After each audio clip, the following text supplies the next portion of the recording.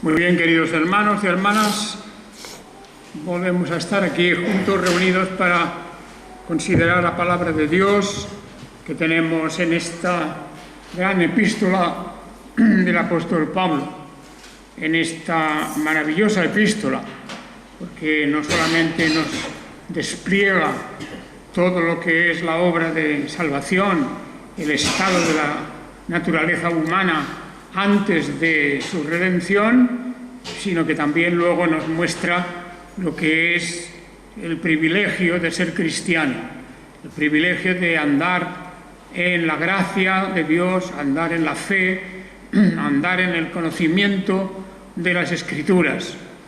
Y bien, esta es la carta clave de todas las cartas que el apóstol escribió en su tiempo, evidentemente con un plan muy concreto, como ya recordaréis de aquellos primeros capítulos, de mostrarnos la situación de la humanidad, de mostrarnos la situación del propio pueblo de Israel, que estaba perdido en una mala interpretación de las Escrituras y rodeado de toda aquella corrupción del mundo gentil, etc. Y después de eso, pues el apóstol, recordaréis todos que nos llevó ya a una conclusión casi diríamos prematura, porque habiendo explicado muy poco, va a llegar a la conclusión de que no hay salvación fuera de Jesucristo, de que no hay salvación fuera del Evangelio de Jesucristo, tanto si uno es gentil como si es judío, y nos remite, por lo tanto, a la obra gloriosa del Mesías. Y así hemos ido pasando páginas y capítulos para concretar más esos puntos. En el capítulo 7 nos habíamos detenido en lo que significa la ley, donde siempre hay una especie de piedra de tropiezo para muchos. La ley de Dios, maravillosa como es, sin embargo, es mal interpretada, mal entendida, se aplica para lo que no ha sido dada, se aplica de una manera, por lo tanto, completamente inadecuada, y la ley, que es buena, que es santa, que es perfecta, esa ley se convierte para los seres humanos en una especie de tropezadero, en una especie de pantano donde se van hundiendo las personas, porque buscan en la ley su propia justificación, buscan en la ley su propia salvación. Bien, eso lo habíamos ya considerado y hemos pasado al capítulo 8. El capítulo 8 es algo extraordinario porque viene a representar un poco así como la recogida de frutos, la recogida de muchos frutos de lo que se ha enseñado anteriormente. Y fijaos que, por ejemplo, ya llegando más adelante al final, hacia finales del capítulo 8, pues tenemos aquellas palabras que a los que aman a Dios todas las cosas ayudan para bien, a los que son llamados conforme a su propósito. Y habla entonces de aquellos que escogió, de los que predestinó, aquellos que ha convertido en forma de la imagen de su Hijo para que Él sea el primogénito entre muchos hermanos, y a los que predestinó a estos también llamó.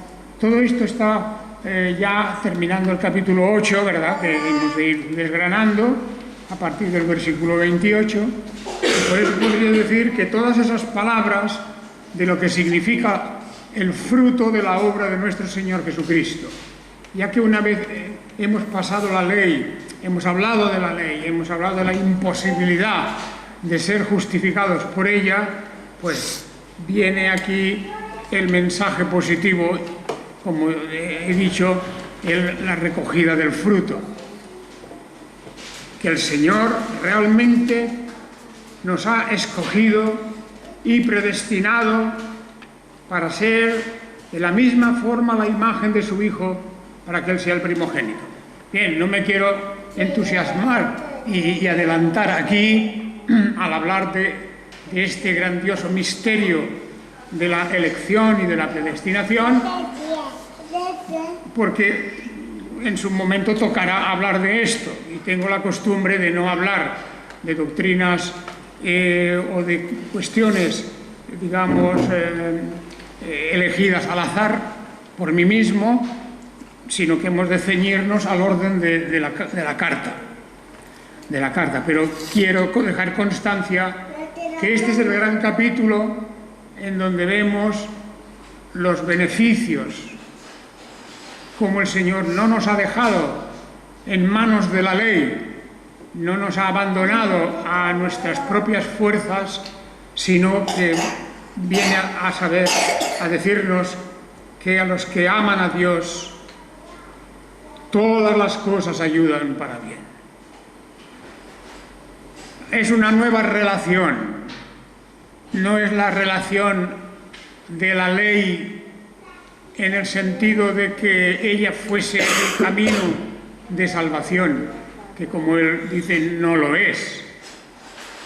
La nueva relación es la relación del amor de Dios hacia nosotros y de nosotros hacia Él, los que aman a Dios.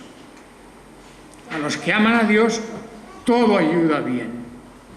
Y es decir, hay detrás de eso también una observación importante que nos dirá en este capítulo 8, más adelante, como yo me estoy avanzando aquí al tema de hoy concreto. Pero no puedo dejar de poner delante de vosotros, diríamos, estos frutos, este manjar verdadero que es, a partir del versículo 28, de los grandes beneficios espirituales. Una vez que se nos ha dicho, por medio de la ley, no podéis llegar. La ley se vuelve contra vosotros. Y ahora lo que tenemos es la vía nueva que Dios ha abierto. La relación de amor de Dios con nosotros y nosotros con Él mismo.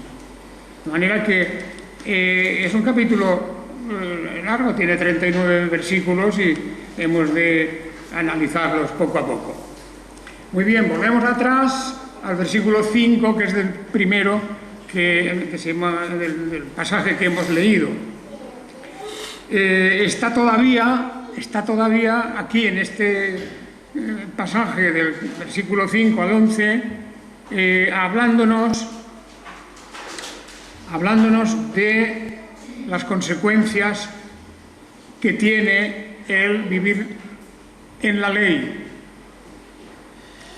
el empeñarse en justificarse uno mismo por sus obras, las consecuencias que ello tiene. Aún todavía continuamos un poco en este capítulo, pues refiriéndonos al peligro que tiene el aferrarse a la ley en lugar de aferrarnos a la gracia que tenemos en la persona de Jesucristo. Todo aquel que quiera entrar a justificarse delante de Dios por medio de la ley está perdido. Está perdido. ¿Por qué? Porque, como decía en el versículo 4, la exigencia de la ley para que se pudiera cumplir en nosotros no se puede nunca esperar si continuamos andando, o sea, viviendo según la carne y no según el espíritu. La expresión la carne y espíritu son expresiones que ya conocemos. Hemos dicho, la carne es la naturaleza humana no redimida, la naturaleza humana que no ha sido transformada. Eso es vivir en la carne. Es decir, independientemente de que una persona tenga buen carácter, o sea, en fin, honrado, eso, si no está unido a la verdad que es en Cristo Jesús, si no está bajo el dominio de lo que es el Evangelio y la gracia, esa persona está, como dice aquí, en la carne. Los que viven según la carne. Y por lo tanto es según la naturaleza perdida, la naturaleza que fue arruinada por el pecado de Adán y transmitida a nosotros. Vivir según la carne es vivir sin Cristo, es vivir sin la palabra de Dios, es vivir sin la luz que arroja la verdad y vivir, por lo tanto, sin esa transformación, ese nuevo nacimiento o esa regeneración. Y por eso dice vivir según la carne, es decir, lo antiguo, lo que viene desde Adán, de su caída, del estropicio que se creó por la desobediencia de Adán y de Eva. Y así los que siguen viviendo según su propia voluntad, de acuerdo con sus intereses y para simplemente pues dar placer a su vida, pues su mente está en esas cosas, en las cosas de la carne. Tienen la mente en las cosas de la carne, o podríamos decir en las cosas de este mundo. Es una expresión muy parecida, pero aquí se refiere a la vieja naturaleza. Los que viven de acuerdo con eso no tienen cabida dentro del reino de los cielos. Los que viven en las cosas de la carne y no según el Espíritu, en las cosas del Espíritu, no tienen salida hacia la vida eterna.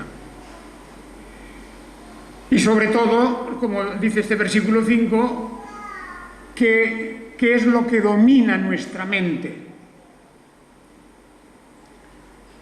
La mente, que es como una expresión de la fuerza principal del ser humano. Nuestro pensamiento, nuestra voluntad. Eso es lo que Dios también puso en nosotros al crear al primer ser humano. No lo crea como una máquina, no lo crea como a los animales inferiores, sino que nos dio una mente, la capacidad del pensamiento y de la voluntad. Pero eso, cuando uno vive según la carne, de acuerdo con principios de antiguos, antes de la regeneración espiritual, pues su mente está en las cosas de la carne. Más adelante el apóstol habla de muchas de estas cosas de la carne, de diversas manifestaciones del pecado, de la corrupción, sí, de la corrupción incluso corporal, de la lascivia y de tantas cosas como en aquel tiempo y en el tiempo de hoy, pues se pueden resumir en esa expresión tan clásica, ¿verdad? Comamos y bebamos, que mañana moriremos. De aquellos que únicamente piensan en ciertas cosas materiales, viven para el placer de su cuerpo. Y de ahí pues podemos ver multitud de cosas. La soberbia, el orgullo, las ambiciones, el amor a los placeres, y no hablemos ya pues de la utilización de la mentira, de la falsedad, es decir, de la corrupción general del ser humano, que eso es vivir en la carne. o vivir según la carne. Y su mente está en eso. Nosotros todos tratamos con muchas personas que no son cristianas. Y aunque no tratemos muy de cerca, no importa. Tenemos una visión de la sociedad de hoy, en donde falta, por supuesto, el principio de la autoridad de Jesucristo, donde falta el conocimiento de las Escrituras, de la ley de Dios, donde la gente vive de acuerdo con sus tradiciones y sus creencias personales. Cada uno se fabrica una religión, una combinación de creencias, de religiones, etc. Y entonces lo que nosotros vemos alrededor nuestro es lo mismo que el apóstol estaba viendo en el mundo de su tiempo. Los que viven según la carne, ¿de qué se preocupan? Pues de pasarlo bien, de acumular riqueza si pueden, en definitiva de disfrutar de todos los placeres y de otras muchas cosas. Y aunque hay excepciones, personas que tienen la mira un poquito más alta, sin embargo no llegan a lo que son, lo que el apóstol llama las cosas del Espíritu. Las cosas del Espíritu. O sea que o se está en la carne, en la naturaleza humana no regenerada, no redimida, o se está en el Espíritu. La carne y el Espíritu. Y eso es lo que el apóstol está aquí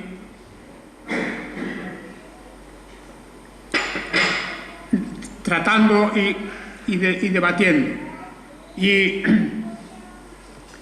fijaos cómo continúan en el versículo 6, estamos en el capítulo 8, versículo 6, cuando dice, porque la manera de pensar de la carne es muerte,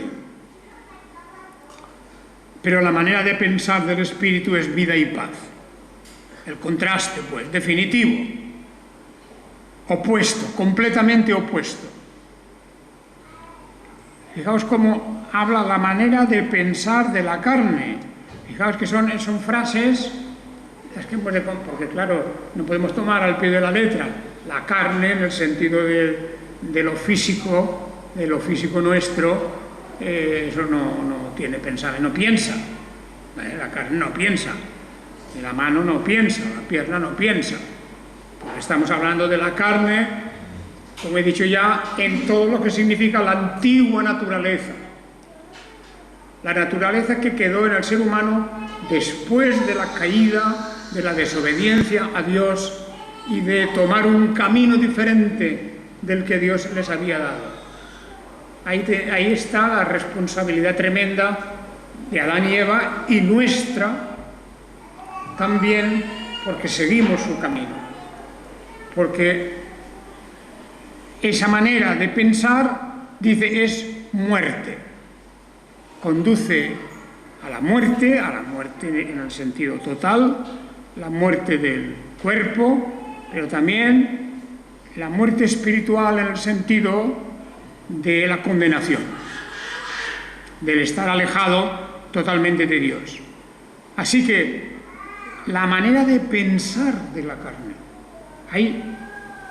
hay un pensamiento humano general en todo el mundo, sean de la raza que sean, de la cultura que sean, de la lengua que sea. La manera de pensar de la carne, desde el polo norte al polo sur y desde el este al oeste, toda manera de pensar de la carne es igual. Es igual. Es el pecado. Es la transgresión de una ley de Dios que, aunque no esté escrita o no se conozca por estar escrita en las Biblia, es la ley de Dios que ya hemos dicho varias veces, la lleva todo el mundo escrita en su propio corazón. Está escrita en las tablas del corazón la ley de Dios. y hay una conciencia humana. Y por eso Dios juzgará con justicia incluso a los que no han conocido la ley, porque la ley la llevan dentro también. Y Dios juzga conforme a lo que conocen, a lo que saben, y el veredicto es de condenación. Por eso, como dice aquí, que la manera de pensar de la carne es muerte. Indefectiblemente no lleva a otra parte. No pensemos que la cultura humana, la civilización humana, allí donde la hay, porque hay zonas de la Tierra donde prácticamente el ser humano todavía vive casi como en los orígenes de la humanidad, casi como los animales salvajes. Tienen sus costumbres y su cosa, pero realmente no han avanzado. No pensemos nunca que las culturas, las civilizaciones, por muy avanzadas que sean, pueden sustituir al efecto del Evangelio. O lo que dice aquí, la manera de pensar del Espíritu es vida y paz. Porque en la carne hay muerte. Viviendo uno para sus propios deleites, no teniendo en la vida ningún otro propósito más que pasarlo bien, lo mejor posible, aunque sea muy honrado y muy legítimo, pero solamente eso. Cuando Dios queda excluido de nuestra vida, o la palabra de Dios queda excluida también de nuestra vida, entonces hay muerte.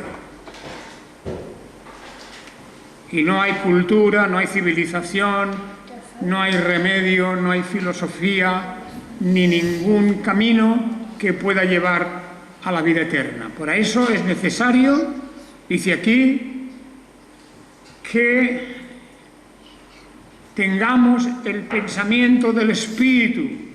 La manera de pensar del Espíritu es vida y paz.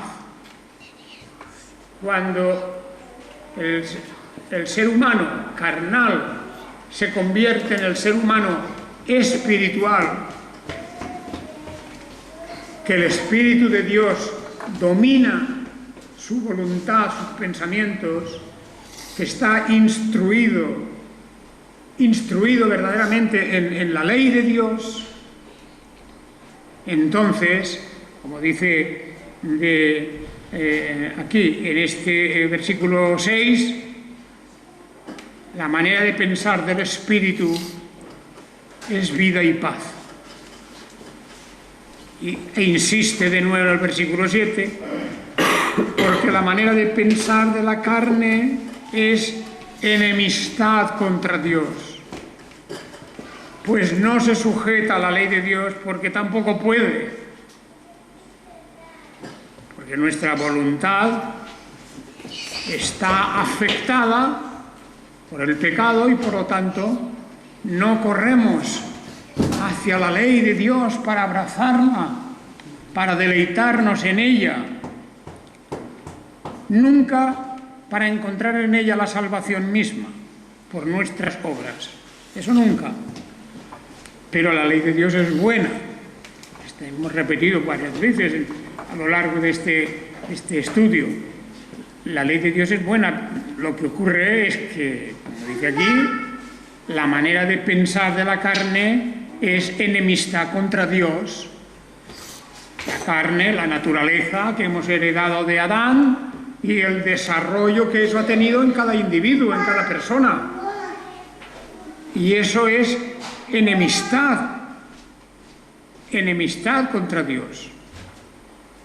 Es importante que recordemos esa cuestión. No es una cuestión neutra. No pensemos que aquellas personas fuera del cristianismo que además, incluso en muchos casos, se enorgullecen de ser buenas personas, o se enorgullecen de hacer las cosas bien, o de procurar el bien del prójimo.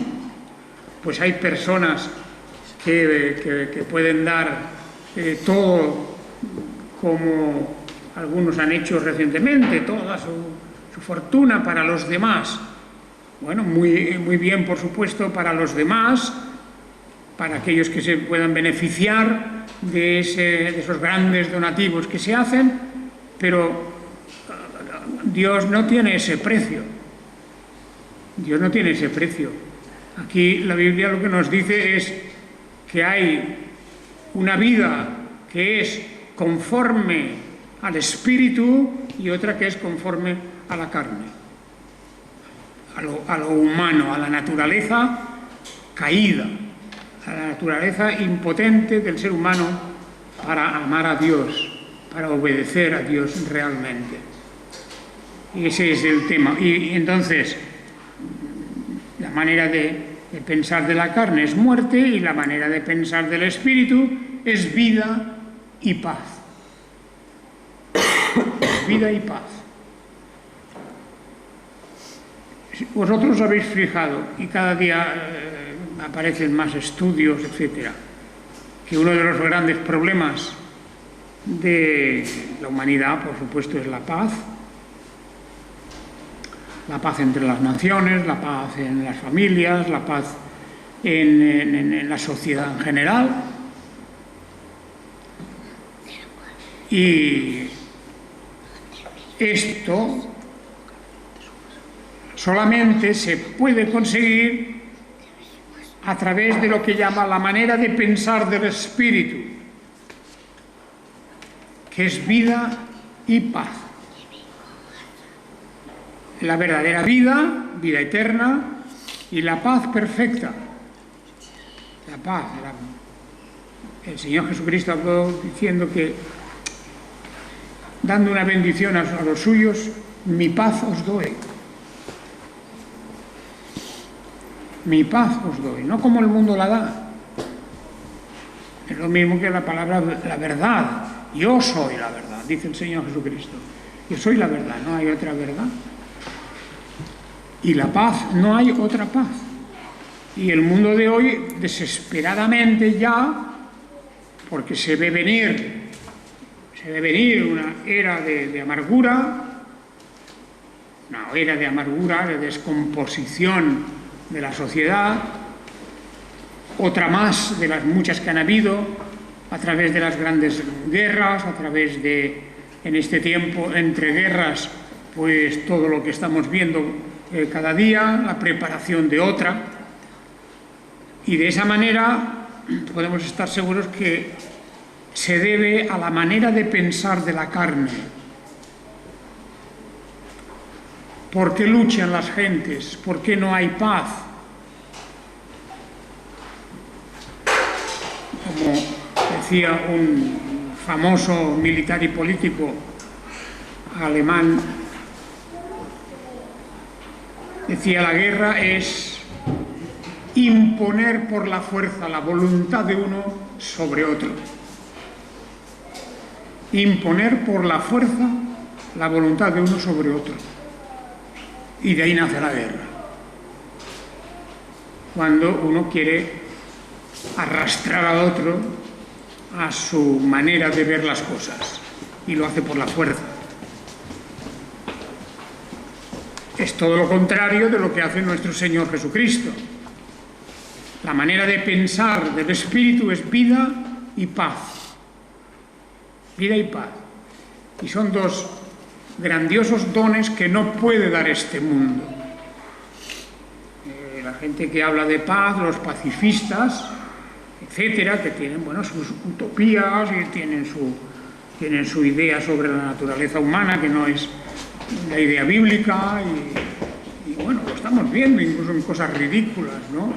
En cosas que realmente casi hacen reír, pensando que vamos a solucionar aquí todo, pues, yo qué sé, ir por la calle dando abrazos a la gente y cosas de ese estilo, ridículo. No, eso es muy serio. Es muy serio porque la manera de pensar de la carne es muerte, para uno mismo y para los demás. Y la manera de pensar del Espíritu es vida y paz. El Espíritu de Dios nos trae vida y paz. Ahí está la maravillosa obra de nuestro Señor Jesucristo.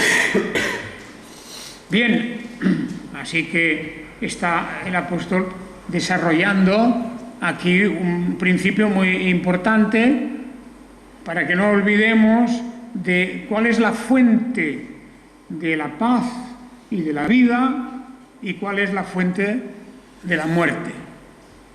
Pues la fuente de la muerte es la propia naturaleza humana, la carne, como dice aquí. La propia naturaleza humana caída, tal como hoy es. Mientras que la fuente de la vida y la paz, eso viene del Espíritu.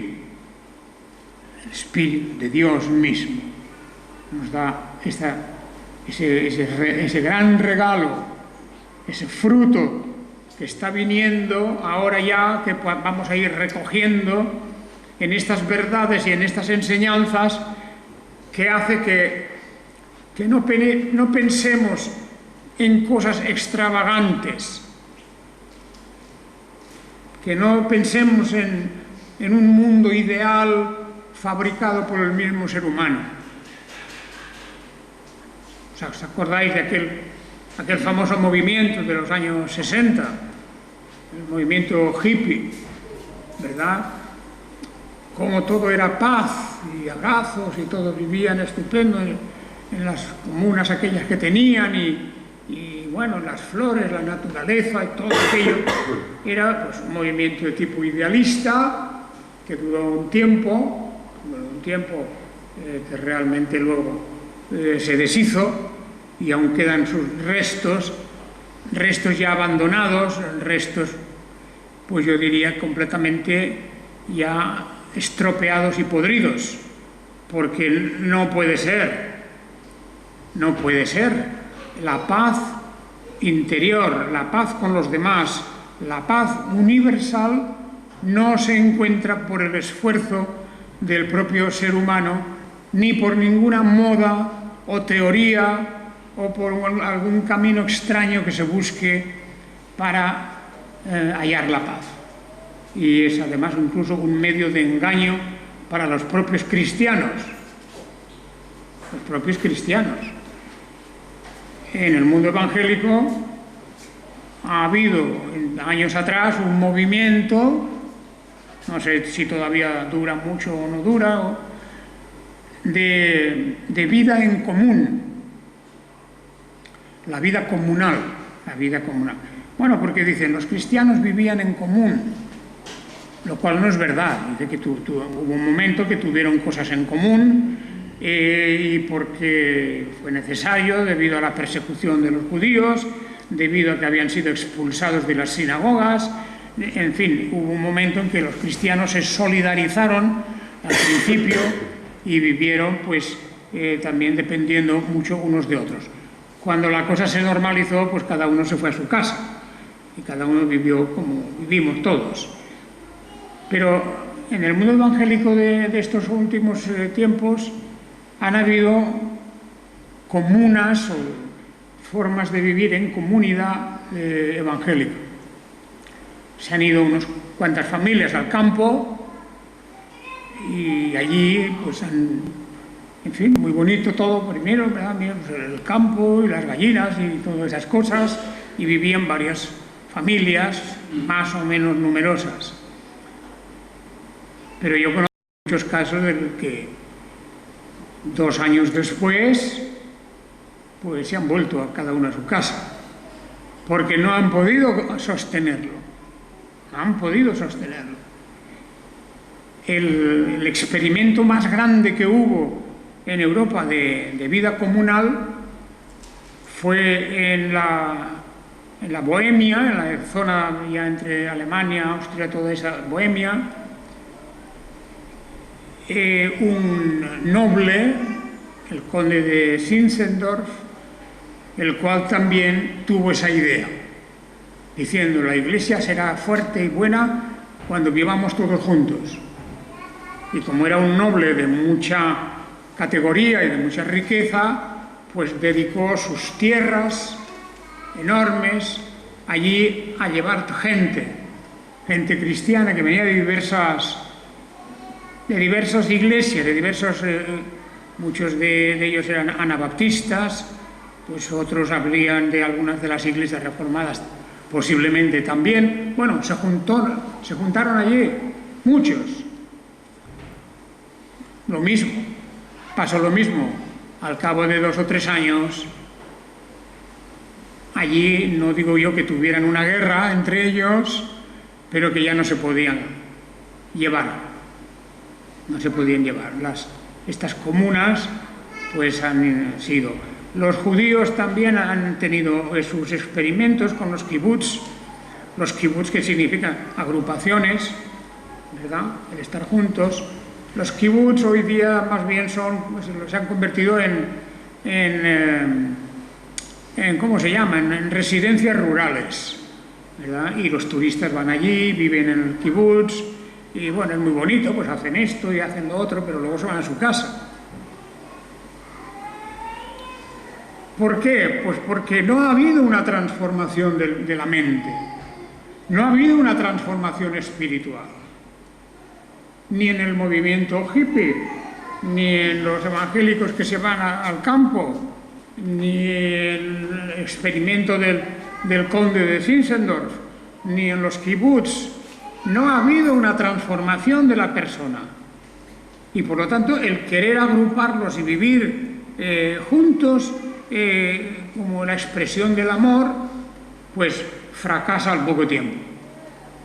Llegan incluso pues a pelearse, porque los kibbutz en el pueblo de Israel ya se dividieron en grupos políticos al final, y bueno, ya sabemos lo que es eso, por unos contra otros, picándose y luchando, por lo menos de forma dialéctica. De manera que el apóstol está diciendo: no, hay una manera de pensar de la carne que lleva a muerte, a destrucción, y otra manera de pensar del espíritu que es vida y paz. El espíritu regenerado, la nueva vida que nos da el Señor. Así que, por lo tanto, llega a la conclusión, porque la manera de pensar de la carne es enemistad contra Dios. ¿Por qué no se entienden aquellos que están en la carne, que están en su propia naturaleza, que no ha habido regeneración? ¿Por qué no se entienden entre ellos? Porque antes que nada, la manera de pensar de la carne es enemistad contra Dios, porque no se sujeta a la ley de Dios, ni puede hacerlo. Y por eso dice: los que están en la carne no pueden agradar a Dios. Es muy fuerte esto, lo que está diciendo. No se puede arreglar por fuera, cosmética. El que vive según su naturaleza original y no ha renacido del Espíritu, no ha tenido aquella experiencia de arrepentimiento, verdadero arrepentimiento, de llorar por sus pecados, no se ve pecador cuando se pone delante del espejo. En definitiva, aquel que vive para sí mismo, todo eso es la manera de pensar de la carne, pues resulta que es enemistad con Dios. Es enemistad con Dios. Y no se sujeta a la ley de Dios. Y vamos a decir, aquí hay un momento del apóstol Pablo en que barre completamente de encima de la mesa todas las teorías humanas y filosofías para mejorar al ser humano, para mejorar la sociedad humana. Según la Biblia eso no existe, es imposible. No se puede mejorar la sociedad humana porque algún filósofo nos ponga hoy sus ideas y sus teorías, porque no reconocen la maldad intrínseca del corazón humano. No empiezan en el capítulo 1. Capítulo 1 de mi teoría es: el ser humano ha caído en el pecado, su corazón está podrido, su mente está podrida. Y con eso no puedes construir una gran sociedad, la gran Arcadia, la felicidad total, la paz entre los seres humanos, la falta de egoísmo. Todo eso no existe. Ningún sistema, nunca, jamás ha podido traer eso. Y por lo tanto, el apóstol lo dice con esas palabras: la manera de pensar de la carne es enemistad contra Dios y no se sujeta a la ley de Dios, porque no puede, porque su naturaleza es contraria a la ley de Dios. Desde el primer pecado, desde la primera desobediencia y transgresión, es la enemistad con Dios. Así, los que están en la carne no pueden agradar a Dios. Veredicto final de la doctrina cristiana, bíblica. Los que están en la carne no pueden agradar a Dios. Y ya para terminar con una nota positiva, el apóstol dice: bueno, eso es lo que hay. Y ahora se dirige a los hermanos de la Iglesia de Roma: pero vosotros no estáis en la carne, sino en el Espíritu, por cuanto el Espíritu de Dios vive en vosotros. Y si alguno no tiene el Espíritu del Mesías, este no es de él, del Mesías. Es decir, él sabe que la Iglesia de Roma son muy buenos hermanos y tal, pero allí puede haber diversas personas que realmente están allí, pero de relleno. En las iglesias hay personas de relleno nada más. Y si no ha habido una verdadera transformación, para ellos no cuenta lo que dice aquí: vosotros no estáis en la carne, sino en el Espíritu, por cuanto el Espíritu de Dios vive en vosotros. A vosotros, hermanos y hermanas que estáis aquí en esta congregación, como en otras congregaciones, pues sí, verdaderamente hay hermanos y hermanas en que el Espíritu de Dios habita en ellos. Pero también puede haber alguno o alguna que no tenga eso, que su mente está en otra cosa, por decirlo así. Su mente está en otra cosa, en alguna otra teoría, en otra manera de pensar, en quién sabe cuántas cosas puede haber en la mente humana, no lo desconocemos. Y ya está. Por lo tanto, en ese caso dice: si alguno no tiene el Espíritu del Mesías, este no es. Pero si el Mesías está en vosotros, fijaos cómo habla de esa íntima comunión. El Mesías en nosotros, su Espíritu está en nosotros. Pues el que levantó al Mesías de los muertos vivificará también vuestros cuerpos mortales por su Espíritu que vive en vosotros. Y así pues el apóstol abre aquí la puerta a la doctrina de la resurrección y de todos los maravillosos frutos que hay de todo eso. Bien, así ya continuaremos el próximo día, pero démonos cuenta de la gran trascendencia de esta doctrina, que nos debe concentrar en la Escritura, debe concentrar nuestro interés y nuestros pensamientos en la Escritura.